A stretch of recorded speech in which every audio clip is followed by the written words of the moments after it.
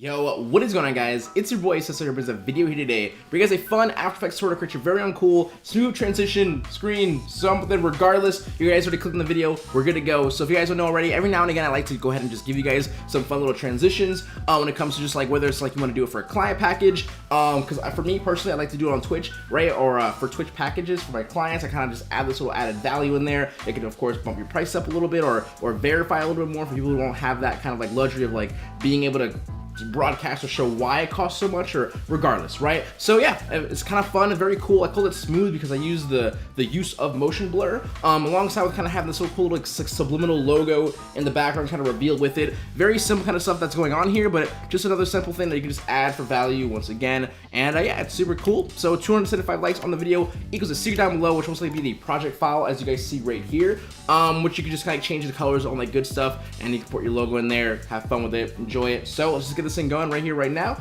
and yeah, let's just do it. All right, guys, let's go and get this thing going right here, right now. And I'm gonna lie to you, I've been looking at this for like 2 hours now, just haven't recorded the video. But the more I look at it, the more I'm liking it, and it's just like one of those good things, and I'm kind of feeling good about it. So, okay, so to get this thing going, of course, I'm gonna go to composition, new composition, and add myself the numbers 1920 by 1080 on height and 60 frame rate. You're good to go. You're gonna press OK. Now we're in my new composition. Now the first thing, of course, is gonna be the shape that I'm gonna be using. So when it comes to like how you say motion blur, when I first kind of like went for it, I kind of use a simple kind of like a linear wipe. However, it doesn't actually work with linear wipe. You actually have to have the object itself that you guys choose to use moving in order to actually have a blur enabled and not just like use a linear wipe that kind of does the same exact thing. So what we're gonna have to do though is gonna have to take a nice little rectangle tool, right? We're gonna make a fairly big rectangle, okay? Now I already kind of like, I don't know if you saw, but I dragged it off the screen a little bit, as you can see right here. Now I'm gonna go ahead and use this up here, which is a rotation tool. It's a W on the keyboard for the shortcut, right? I'm gonna take this right hand corner, hold shift, and that allows me, oops, click, hold shift, right? That allows me to have a perfect 45-degree angle when I just kind of move it a little bit towards the left, right? So the next big thing is just to have this be right in the center or somewhere around the center where you can see both sides, being like, of course, not filled in yet. So in that case, you just take this little part right here, right? Or this little kind of like the middle point here, the anchor point. You click it, you just drag it out. The same thing on this side here. And this will be making sure that this is just like full, like the entire canvas is full. And I want to kind of make sure I kind of have it just as much as I need, which is right here. Cool. So once you have a nice little rectangle, 45-degree angle, right, and of course you have it be the entire canvas filled, excuse me. The reason being, of course, is when you of course do your transition, you want to make sure you have enough time, or at least a frame or two, to go ahead and switch it off. And this is going to be where that kind of like stuff happens. You want to make sure it's fully, I guess you would say, covered, right? So now that you have this, you can just go ahead then and go onto your shape layer, and you can press P on your keyboard, which is position, and you just go ahead on the beginning of your time frame right here. Or how do you say, timeline, right? You just go ahead and click the stopwatch of the position, and it adds a keyframe in just like that, right? Very simple. Now, if you guys do not know already, for my composition settings at least, is at 4 seconds. So if you guys want to put that same thing in there, just type that in there, and you're good to go. Okay, press OK. So the first keyframe is already put, so wherever I put this right here right now is exactly where it's going to be, of course, again. Now, just so you guys know, when you guys go up, right, you can see it's going to fill up fairly quickly. So if you want more of like a sharper angle, of course, you don't have to do 45 degrees. I just kind of do 45 degrees is because it's just kind of like satisfying in my eyes. However, I'm just going to take this, move this outside the canvas on the bottom right. I'm going to move in, I would say around till, I would say like a second and 10th, right? Like how do you say this? 1 second and 10 milliseconds. There you go. Okay, right? And just go ahead and move it over here towards the top left. And that way it kind of goes fully through it, right? So you're gonna see, of course, it's a very simple sort of like transition going in and it coming out, right? So now that you guys have this, if I just zoom in for a second, okay, you'll notice that it's a very stagnant movement. If you guys don't have any idea what comes to After Effects, you're going to have like a little bit of an easy ease that's going on here. So this is very stagnant. You can see the motions is very kind of like point A to point B. Now let's kind of mess around with those points, point A to point B. Now, for whatever reason, if you guys don't see your keyframes, but you know you added them, press U on your keyboard, right? That's U as in like, okay, right? You just press it, it brings up your keyframes, right? If you press it twice, it brings it up like the full thing, the path and the exact location. I just want to press it once, please. There we go. And I'm gonna highlight these two keyframes, right click on them, go to keyframe assistance, then go to easy ease. That makes my little simple diamond shapes into like more of an hourglass. And if I go to right here, which is graph editor, I'm gonna click on that, and I'm gonna go ahead and just see this graph editor right here. Now yours might be different. A lot of people like to use easy ease in different ways where their graph is like completely different. I believe there's like four or three different ways. English is hard. Okay, right click. The one I'm using is called edit speed graph, so you want to copy that exactly as in what's checked right here. When you guys right click on the actual graph, that is what it is. Now if I go ahead and just highlight this point here, including this point as well, right, just like so, you'll see these little yellow kind of like handles come out as well. So this is saying, right, if I just move this here, if I move this little handle towards the right, you can say that it's not going to be there just yet. You can see you're moving that little handle more towards the right hand side. That means, excuse me, that it's getting slower. It'll be slow and it'll do really, really fast and then finish kind of thing, right? So you can see it's going to be slow, slow, slow, and then fast and kind of finish it. So for me, I kind of like how that looks. I'm going to take this right one over here, move it I guess to the left a very little bit, okay? Just like so. And I'm going to go ahead and just kind of quickly run this out for a second. And you'll see it's going to be a little more kind of like not stagnant movement. It's going to be more of a fun and just like, it just looks a little more smooth in my opinion. Okay, let's just wait till this renders, please. That shouldn't take that long, ever. Okay, right? You can see it's a nice little slow and then faster kind of movement. It looks really, really good. Now, one thing I want you to do as well is enable the motion blur. Right now, you can do that as well, because if you go to right here, it's called the motion blur simulate shutter duration. Make sure you click this box right here. That'll basically enable on that layer the motion blur. Now, to make sure you guys enable the motion blur entirely, make sure you guys go to the left of the actual timeline and make sure you guys do enable motion blur for all layers and click that. And once you guys see that, this will actually then change as well. Okay, so you can see like how it gets a little more blurry. Okay, right now if you guys want to make sure it's not too blurry, I believe the default is at 180 degrees. If I were to right click and go to composition settings, go to advanced, and then go to shutter angle, this is basically your motion blur. So the higher this number is, the more blurry it's gonna obviously be. Now if I go like, if I'm just gonna, for the, you know, whatever reason, I'm gonna put it on 180, okay, press OK, this is gonna be the default. You'll see it's very, very, very blurry. I would then make sure you guys go ahead and go to your composition settings, advanced, and make sure you change this to around 80, which I had it before, which I believe is a good number. You guys can of course lower it if you guys wish to, but I'm gonna go with 80 and press OK, right? So you can see, now if we do this once again, it'll render out with like a nice little simple blur on it. And of course, when you put multiple different colors in it, it'll just look really, really nice and smooth as well. So once again, that's exactly what we're gonna do next, is put the multiple different colors in it. I had three different colors. One was a black, one was a more of a grayish tone, and then one was, I mean, I can show you this, right? One was more of a blackish color, grayish tone, and nice little simple white kind of color right there as well. Now the logo I have in here as well can also change colors if you guys wanted to see, right? You can also change colors if I just go to here. It doesn't have to be this white, the same white as this. It can be any color you guys want to, and it'll just kind of go behind that actual white layer, right? So I think that's pretty freaking cool, just so you guys know, okay? So we're gonna go ahead and take this first layer, right? This is gonna be our, let's rename this to black shape, okay? Control C, Control V, this will make a duplicate of our black shape, right? I'm gonna go ahead and rename this one. This is gonna be our gray shape. Okay, shaper, whatever. Okay, so the first thing I'm gonna do is, since this actual timeline for this layer right here, the keyframes are hidden, press the U on your keyboard, of course, to bring them up. I'm gonna take this one and move this back a little bit. You can see my blue line is indicating where that shape is. You can see it's gonna be more kind of like following it, right? That's what we want. Okay, so on this little gray shaper layer, okay, we're gonna go to the word fill, right? In effects and presets, we wanna take this fill icon little thing here, the fill word, drag it onto gray shaper, right? And I'll bring in the actual color. I'm gonna do this for the same thing for the black shape, right? So this black shape one, I'm gonna change this color by just simply going into the effects tab here. If you're on the project tab, just move over to the right, okay? Go to your color. I'm gonna change mine to like a nice little simple, like a darkish blue, right? Or I'm gonna get a blue, and I'm gonna go like a little further down just to get around this little part right here. It'll be basically black, but in a way it'll have a little bit of a blue tint in it. Press OK. Right? Now I'm gonna do the same thing with the red. I'm gonna make this nice and gray. My gray is gonna be like an offset blue. You can see my hex codes down here if you guys wanna change them and kind of match them.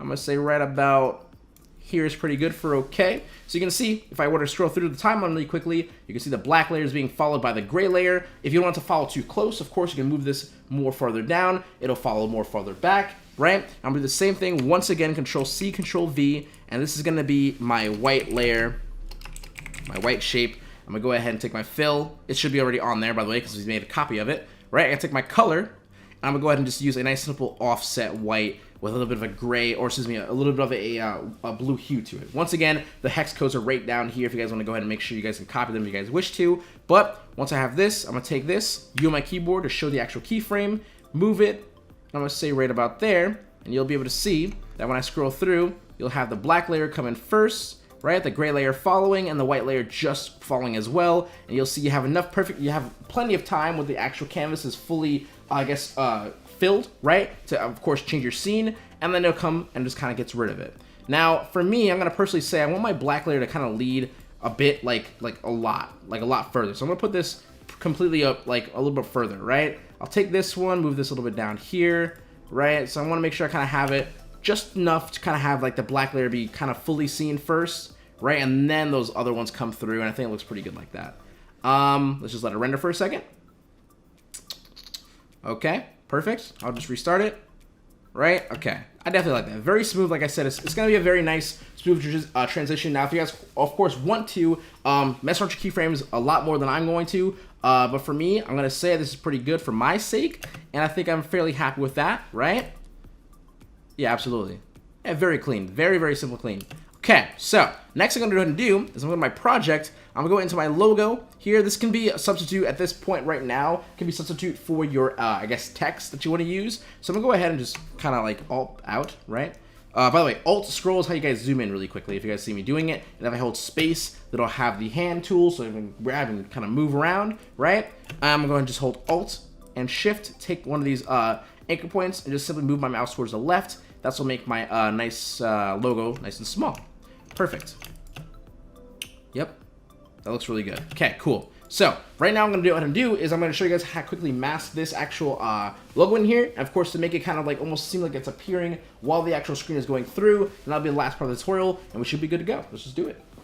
Alright guys, now for the quick little sort of mask tutorial here, it's going to be very simple. Whether you're using a text or a PNG, in my case I'm using a PNG, I'm going to go ahead and go to my actual PNG, have it selected, make sure you have your pen tool also selected, and now what you're going to do is go through your actual timeline and make sure right before where your interaction between, of course, a logo or text and this little simple sort of like screen stuff we just did, right, you scroll through, right where it starts touching is basically where you want to kind of stop and say, this is where I need to be at, right here, okay? So, now you have your pencil selected, also your, of course, PNG selected. You want to go ahead and click on the actual canvas and follow this simple little line that's going on right here. That'll make sure it kind of cuts out very evenly and nice and clean, okay? And I'm going to zoom out a little bit more. If you hold Alt and scroll wheel is how you zoom in and out, okay? Now I'm going to go ahead and just make myself like a weird trapezoid. For whatever reason, I like the trapezoid shape, okay? And you'll notice once the actual path completes and it closes, you'll notice that the only thing you can be seen on the logo is what's on the inside of the path. Now, for whatever reason, for future reference, when you do this once again in another world, right, if you go down to your masks and go to mask 1, okay, and you want to go to add, and if you want to see what's on the outside, you press subtract, and then if you press subtract, only thing that actually shows is what's on the outside, and what's on the inside is what's disappeared. So if whatever case, that might help you guys out, whatever, but I'm going to be keeping it on add in this case, but just so you guys know, okay? So, the one thing I have to actually have a keyframe is the mask path. So you select on this just like so, okay? Now, what you want to do is you want to go ahead and just take this actual shape. So this is interacting right here, only has a little bit left. I want to move this towards the bottom right just a little bit, just so you can't see it, just like that, okay? Now, once I have this, I'm going to go ahead then and take my scroll. I'm going to scroll through just a little bit, go over here, and move it towards the top left, just like so, right? And you're going to have these two little keyframes, right? Okay, so if I just go through, you'll notice that it's pretty, I mean, that's pretty good. I'm not like super mad or sad about that. Yeah, so if you want to get it even smoother, one thing you might have to do is go to this black shape here and mess around with the easy ease, just in case you can't get like a good, like you can see it's not following completely. I'm not going to be able to follow it completely unless I take this and kind of move this out a little bit, right? And what I do is move this out a little bit here. And I take these two, highlight them, and keyframe these, or easy ease these, excuse me. Highlight them, keyframe assistance, easy ease, go back to this graph editor, go into here, right? So right now it's not shown. I want to go through a little bit more. It's shown right here. I'm going to take this, move it towards the right, just like so. Oops. There we go. Go through a little bit, and now it's being shown. This little sliver is being shown, but I think that's okay. You'll see this little sliver, right? And then this will kind of go through. If this wants to be faster, you just take this on the right-hand side, move this towards the left, and make this fairly kind of even to when this kind of shows. I think that's pretty freaking perfect. Cool. So you can use easy ease, then of course kind of I guess you'd say make the timing a little bit better. Of course, as you guys know, the black background is not quite, how do you say, just simple stagnant movement. Okay, so you can see that. That looks pretty good. Just like boom, boom, boom. It reveals itself for a little bit, and then of course then goes away. It'll go behind the actual white shape. So of course, if you want to go behind the white shape by now, we want to take this mask here, or the PNG in this case, take it, move it right below the mask, the white shape, excuse me, and you'll notice that you're gonna see it, boom, and then they're gonna go right through, or the behind the white shape. Now, if you want color, of course, effects and presets, fill, you drag it onto the PNG. I'm gonna use, let's use a cool color. I kind of like that one, or the orange. Oh, we're going orange. Hell yeah, that looks really good. Cool. So you'll see it, right, when it kind of flies by, right? You'll see it for a little bit of a second, and it's going to go right behind the white shape. But right at the end, you'll notice, of course, it's still there. So what you're going to have to do is right near the end, right about here, right before you start seeing it, make sure this path right here, under here, mask, path number 1, make sure that this path right here, right, is moved towards the bottom left once again, and you'll see, right, boom, once it gets around here. I don't want it to disappear just yet, so if I need to highlight these two, go back to graph editor, take this and move this towards the left, or excuse me, more towards the right, right, there we go. Let's go through, boom, it's perfect, it's perfect, it's perfect, right, it's not, I don't want this to disappear until this goes behind, right, so if I go 1 keyframe, that's perfect, and then once I get down here, it should be gone, and you're good to go. Heck yeah, sweet. So if you guys want to render this out, you can move this right about here, press space bar, and let's just give this a little render. You'll see, of course, our little, how do you say, our screen kind of comes through, and it's going to be your logo being shown, and the logo is now disappeared alongside what's going to be behind it is going to be a new scene, and you're pretty much good to go. Freaking super nice, super smooth, and it's like a nice little simple way to kind of just also subliminally put your logo in there as well. Now for the render settings, okay, I'm gonna go ahead and go to, how do you say, composition, add to render queue, just like so, please. Okay, now with the best settings here, I'm gonna change these best settings to nothing, I don't believe. This should all be the same. Unless you want to use a specific frame rate, we already had a 60 frame rate, so that's pretty good. I'm gonna press OK. I'm gonna go to the output module here, and I'm of course change it to AVI, right? On the AVI, make sure you have your channels change to AVI.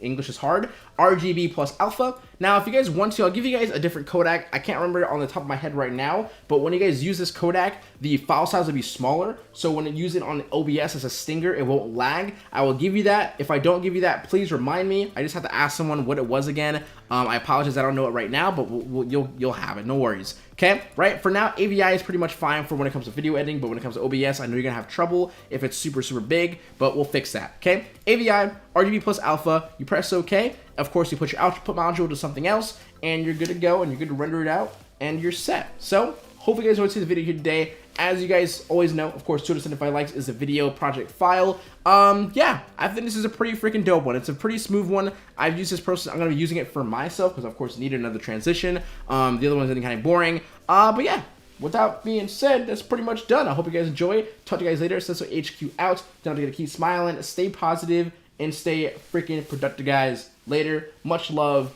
And yeah, it's time to sleep. Later. Peace.